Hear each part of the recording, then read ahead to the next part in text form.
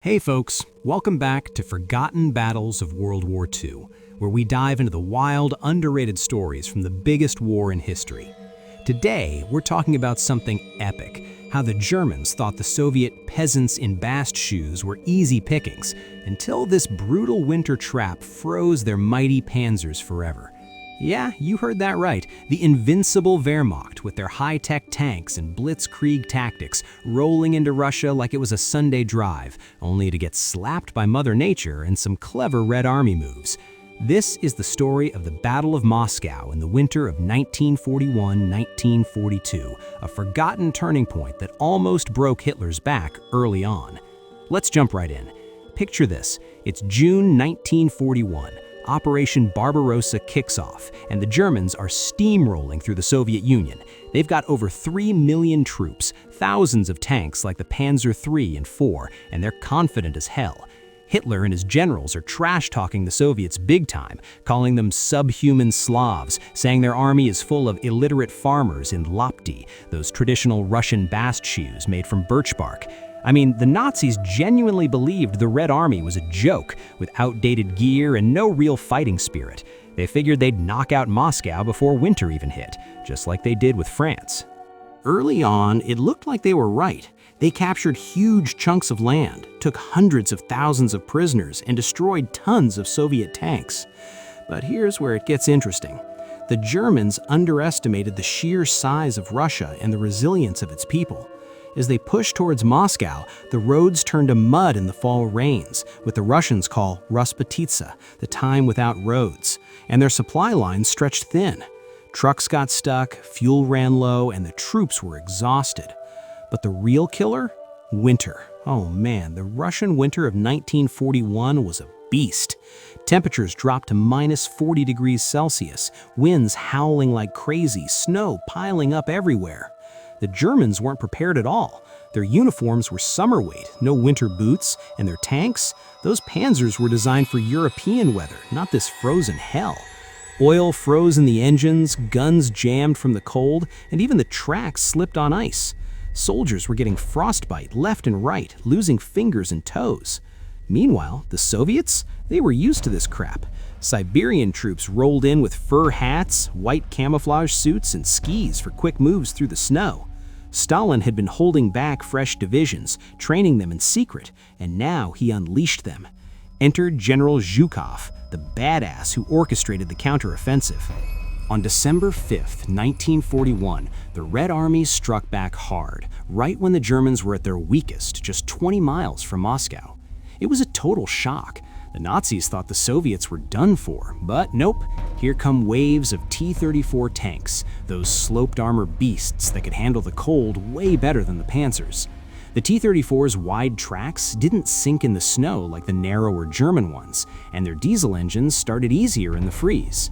Plus, the Soviets had these clever anti-tank tactics. They'd dig pits covered with snow, luring Panzers into them, where they'd get stuck and become sitting ducks for artillery or Molotov cocktails. Yeah, those homemade firebombs were everywhere.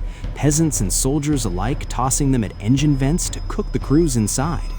One famous story is about a German tank crew laughing at a group of Soviet infantry in the distance, thinking they were just ragged farmers fleeing. But those farmers were actually partisans setting up an ambush. They waited until the tanks got close, then boom, mines under the snow, followed by rocket fire from hidden Katyushas, those screaming multiple-launch rockets that terrified the Germans. The Panzers would skid on ice, unable to maneuver and get picked off one by one. Reports from German diaries talk about how their heavier Panzers, like the IVs, turned into frozen scrap metal, engines seized up, crews abandoning them to avoid freezing to death. Hitler was furious, ordering no retreats, but his generals knew it was hopeless. The Battle of Moscow became the first major defeat for the Nazis, with over 700,000 casualties on their side, including frostbite victims. It shattered the myth of German invincibility and gave the Soviets time to regroup. But there's more to this trap, the psychological side. The Germans had this superiority complex, mocking Soviet equipment as primitive, but the Red Army turned that against them. For example, they used fake villages and dummy tanks to draw fire, wasting German ammo in the blizzards where visibility was zero. And the snipers? Legends like Vasily Zaitsev were picking off officers from snowdrifts, but that's more Stalingrad. Here, it was similar, with white-clad sharpshooters blending in. The winter didn't just freeze machines, it froze morale. German letters home were full of despair. We're fighting ghosts in this white hell. On the flip side, Soviet propaganda pumped up the troops with stories of heroic defenses, like the Panfilov division's stand at a key crossroads, where 28 guardsmen supposedly held off dozens of tanks. Though that's a bit mythologized, the spirit was real. As the counterattack gained steam, the Soviets pushed the Germans back 150 miles in places, recapturing towns and capturing loads of equipment. One crazy detail: abandoned Panzers were sometimes thawed out and reused by the Red Army against their former owners. Talk about irony. This battle wasn't just about tanks, it was about logistics too. The German supply trains couldn't keep up in the snow. Horses died by the thousands from cold and starvation, and trucks broke down. The Soviets, with shorter lines and local knowledge, kept their men fed with hot soup and vodka rations to fight the chill. Zhukov's plan was genius. Hit the flanks, encircle pockets of Germans, and let the weather do the rest. By January 1942, the immediate threat to Moscow was over, and the war shifted to a grinding stalemate. But why is this forgotten? Well, Stalingrad and Normandy steal the spotlight, but Moscow was where the tide first turned. Without it, the Eastern Front might have collapsed early. So what do you think? Was it the winter or the Soviet grit that really doomed the Panzers? Now, let's get into the nitty-gritty of specific clashes that really hammered home the defeat. First up, the fight at Klin. This town northwest of Moscow was a key hub for German supplies, and by early December 1941, it was ground zero for Zhukov's counteroffensive. The Germans had their 3rd Panzer Group dug in there, with guys like General Reinhardt thinking they could hold the line despite the snow. But the Soviets flanked them hard, using ski troops to zip through forests the tanks couldn't touch, cutting off roads and encircling pockets of Nazis. One wild story from Klin.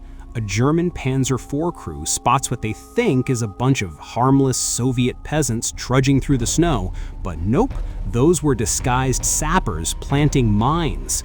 Boom! The lead tank hits one, tracks blown off, and the whole column grinds to a halt in -30 degrees. Artillery rains down, and suddenly those invincible Panzers are smoking wrecks, crews bailing out into blizzards where frostbite hits faster than bullets.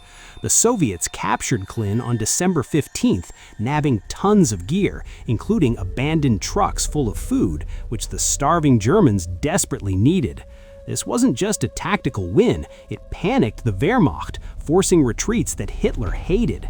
Speaking of retreats, let's talk about the role of Lend-Lease aid starting to trickle in. Yeah, the US and Britain were shipping stuff to the Soviets even before Pearl Harbor, but it ramped up in late '41. Things like American trucks, those sturdy Studebakers that could handle the mud and snow way better than German vehicles, began arriving via Arctic convoys. Not a ton at first, but enough to boost Soviet mobility. Imagine German scouts reporting back, "Hey, the Reds have these new jeeps zipping around, outflanking us."